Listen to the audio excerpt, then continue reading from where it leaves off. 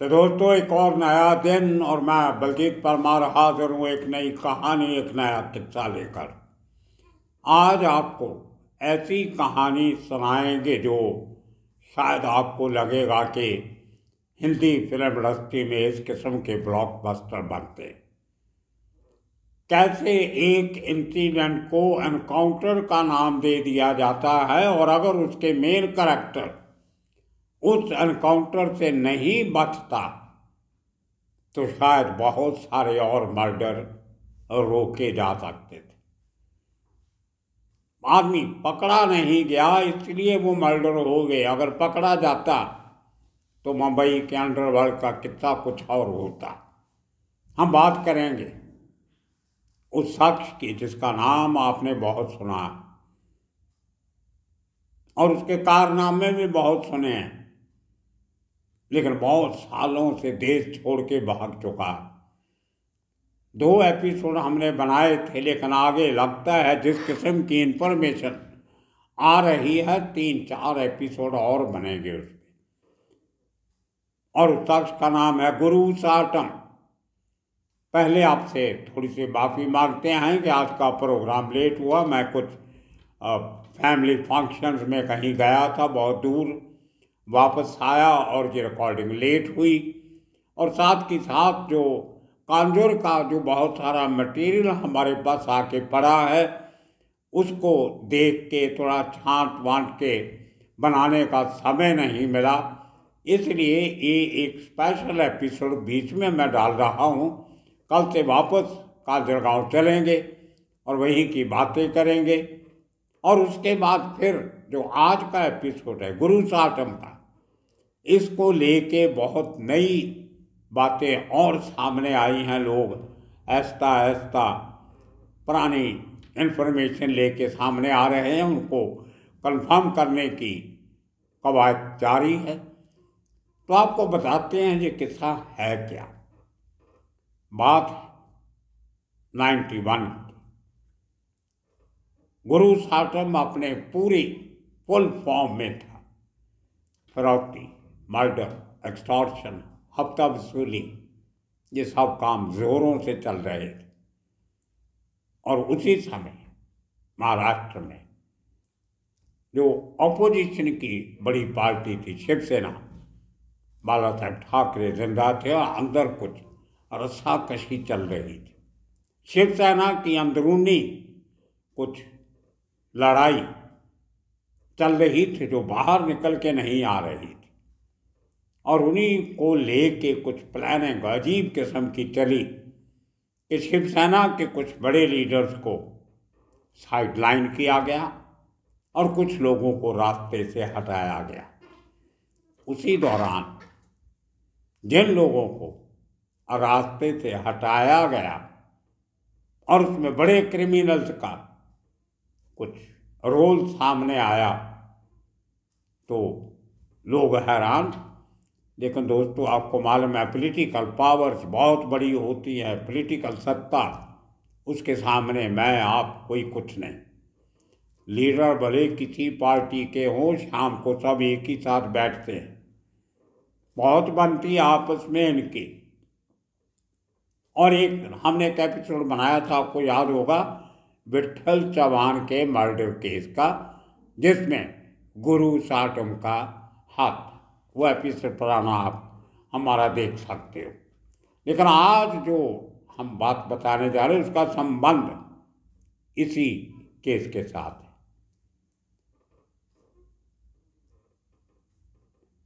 गुरु Satam arrest होता Vitthal Chauhan MLA और शिवसेना नेता के मर्डर केस में।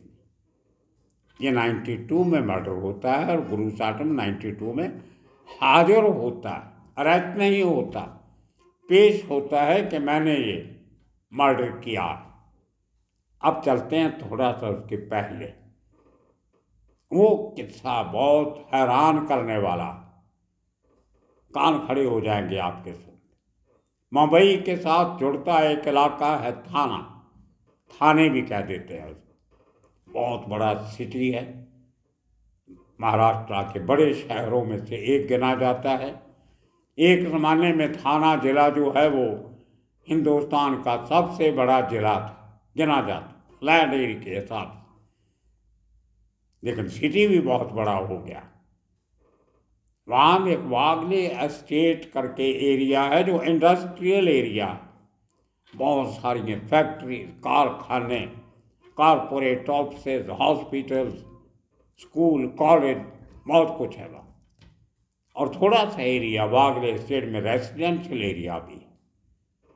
वहाँ पे एक बहुत बड़ा थाने क्राइम ब्रांच की यूनिट भी है वहाँ पे वागले स्टेट में, जहाँ पे एक ज़माने में एनकाउंटर स्पेशलिस्ट रविंद्र अंग्रे बैठा करते थे। मुंबई के बड़े क्राइम स्पेशलिस्ट में से एक नाम उनका भी, तो उनका ऑफिस भी, उनका हेडक्वार्टर वागले एस्टेट में ही हुआ करता था। एक वहाँ पे डीसीपी भी बैठता था। बहुत बड़ा कम्प्लेक्स है पुलिस का, उसके नज़दीक ही इनकम टैक्स का ऑफिस भी है और सेंट्रल एक्साइज और कस्टम वालों का हेडक्वार्टर भी है। खैर, वागले एस्टेट में एक रेजिडेंशियल कॉम्प्लेक्स में एक फ्लैट, उस फ्लैट पे अचानक एक दिन पुलिस की बहुत बड़ी धाड़ पड़ गई। उस बिल्डिंग को चारों तरफ से पुलिस वाले घेर लेते, घेरा डाल दिया, बाहर निकलने के रास्ते बंद कर दिए गए, लोगों को घर से नहीं निकलने का हुक्म दे दिया गया। अब आप सोच के देखिए, ये पूरा फिल्मी सीन लगता है। एक सोसाइटी को घेरा गया, लोगों के दरवाजे बंद करवा दिए गए, खिड़कियां बंद करवा दी गई, और जिस फ्लैट की पुलिस के पास सूचना थी कि इसके अंदर हमें घुसना है, लेकिन डर था कि जो लोग अंदर हैं उनके पास हथियार है और वो जवाबी कार्रवाई कर सकते हैं, इसलिए बहुत प्रिकॉशंस लेके पुलिस मूव कर रही। और कहा तो ये भी जाता है कि उनके पास एक कोई डॉग स्क्वाड भी साथ में लाए थे, कुछ देखने के लिए कि कुछ इधर उधर एमुनेशन वगैरह उसको देखने के लिए, पकड़ने के लिए। और अब फाइनली जब पूरा एरिया बंद, खिड़कियां बंद, दरवाजे बंद, तो गोलियां चलने की आवाज़ आती है और लोग देखते हैं पुलिस के खेमे में भागदड़ मची हुई। पुलिस वाले जो उसको घेर के खड़े थे उस बिल्डिंग की तरफ और घर की तरफ जहाँ ये गोलियों की आवाज़ आई, वहाँ जा रहे थे, तो लोगों ने सोचा कि यहाँ कोई एनकाउंटर हो गया है। लेकिन नहीं दोस्तों, वो एनकाउंटर नहीं था। हालांकि बताया गया बाद में कि वो एनकाउंटर था, लेकिन वो एनकाउंटर नहीं था। अब हुआ क्या था वो आपको बताते। हुआ ये कि उस घर में जहाँ पे पुलिस को खबर मिली कि यहाँ कुछ वांटेड शातिर क्रिमिनल छिपे हुए हैं, उनमें जिस सबसे बड़े शातिर क्रिमिनल की खबर थी उसका नाम था गुरु साटम। लेकिन अनफॉर्चुनेटली और fortunately, unfortunately for the police और फॉर्चुनेटली फॉर गुरु साटम, वो वहाँ से पुलिस के आने के कुछ मिनट पहले ही निकल के चला गया था।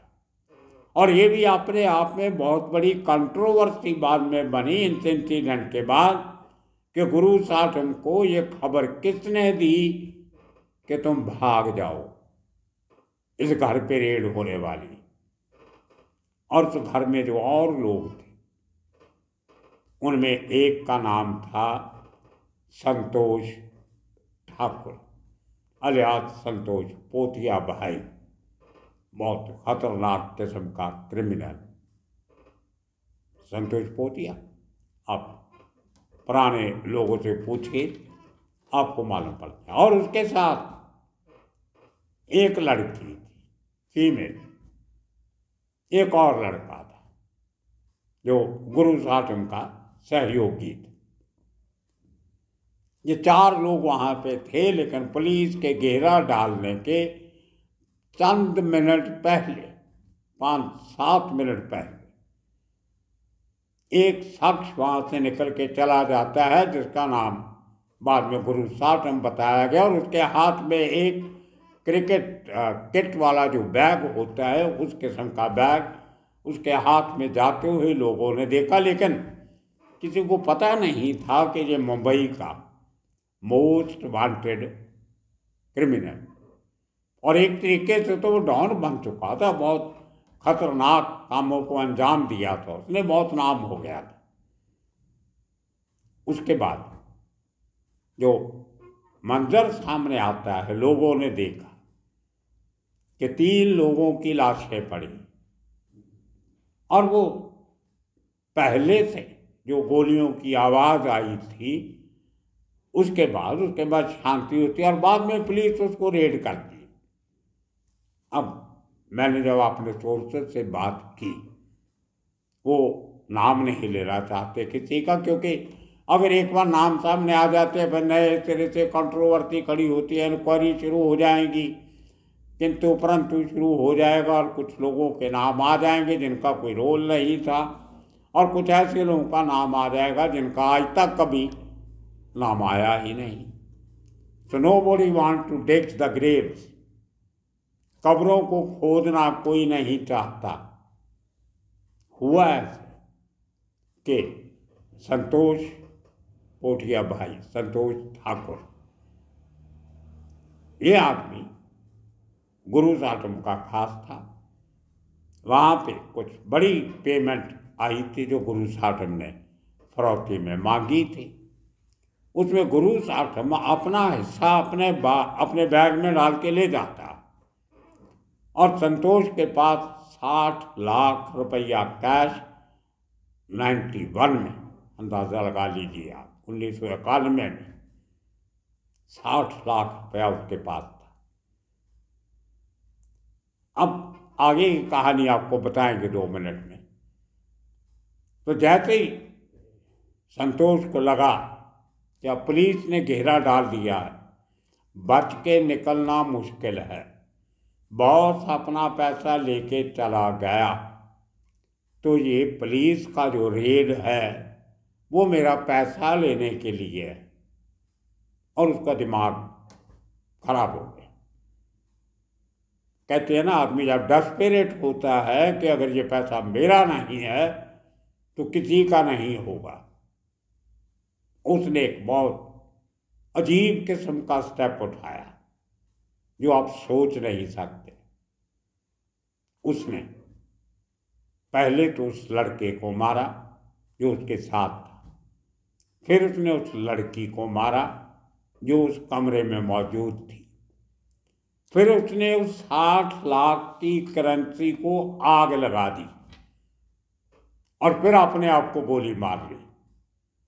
और जब ये आग लगने की, गोली चलने की आवाज़ आई तो पुलिस ने एकदम रेड किया, तो अंदर जाके देखा को 3 लाशें पड़ी हैं और नोट सड़ रहे हैं। और अब पुलिस का पूरा प्लान जो था वो सब फ्लॉप हो गया। और उसके बाद में जो टीम लीडर थे, एनकाउंटर स्पेशलिस्ट, उन्होंने 2-4 गोलियां इधर उधर चला के ये सिद्ध करने की कोशिश की कि ये तीनों पुलिस एनकाउंटर में मारे गए।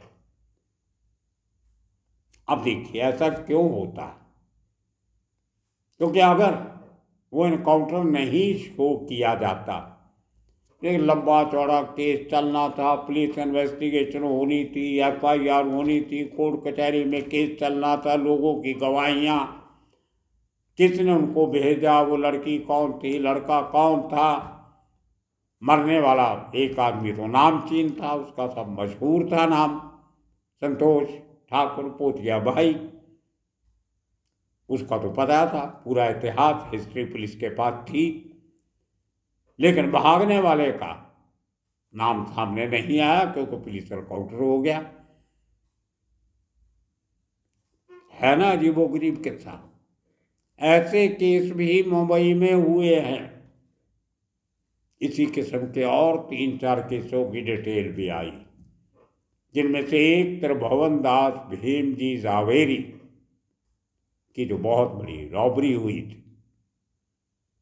दिन दहाड़े। एक उसकी फिल्म भी बनी थी, स्पेशल 26 या कुछ इसका नाम था। उसके लोग भी पकड़े गए थे लेकिन कभी सामने नहीं आए।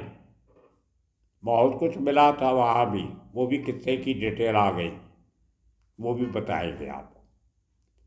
तो ये गुरु साटम वहाँ से निकलता, अंडरग्राउंड हो जाता है, छिपके रहता है, और उसके बाद विट्ठल चव्हाण का मर्डर कर देता है। अब आप सोच के देखिए कि अगर उस दिन पुलिस 15 मिनट पहले, 10 मिनट पहले पहुंच जाती, या उनका घेरा जो डाल के रखा था वो इतना मजबूत होता कि गुरु साटम वहां से भाग नहीं सकता, पकड़ा जाता, तो विट्ठल चव्हाण का मर्डर नहीं होता था, शिवसेना एमएलए का। और उसके बाद देखिए इसका पॉलिटिकल एंगल क्या बनता है, वो बड़ी इंटरेस्टिंग स्टोरी है। कुछ महीनों के बाद जब ये प्रेशर बनता है कि गुरु साटम कहाँ है, ढूंढो, पकड़ो, शिवसेना के एमएलए का मर्डर किया है, तो ये आदमी पूरी सेटिंग के साथ सरेंडर करता है कि मैं हाजिर होता हूँ। और वो ज़माना था जब मुंबई की जो बाईखाना जो जेल है छोटी सी, वहाँ पे उसको रखा जाता, अग्निपाड़ा जेल में नहीं रखा जाता। वहाँ पे उसको जो जो आजकल वुमेन प्रिजन है, नागपाड़ा पुलिस हॉस्पिटल के पीछे वहाँ पे जेल है छोटी सी, उसमें एक विंग में जो वाइट कॉलर क्रिमिनल होते थे उनको रखा जाता उस जमाने में। उनमें जो इनकम टैक्स के दोषी या स्मगलर या कस्टम इस किस्म के लोग जो पकड़े जाते थे उनको वहाँ पे रखा जाता था। तो उनको लेके बाकी दो जो बैरक थी वो लेडीज़ की हुआ करती थी, तो वहाँ पे उसको रखा गया, और इतनी शानो शौकत से रखा गया।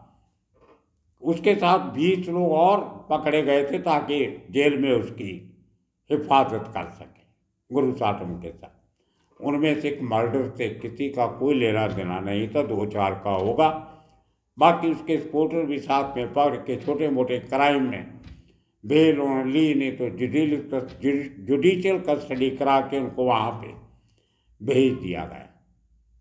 और वहाँ पे गुरु साटम का दरबार चलता। सुधाकर राव नायक मुख्यमंत्री थे, शिवसेना के बड़े लीडरों के मित्र थे, तो मिली भगत से सरकार की प्रोटेक्शन उनको जेल में मिलती थी।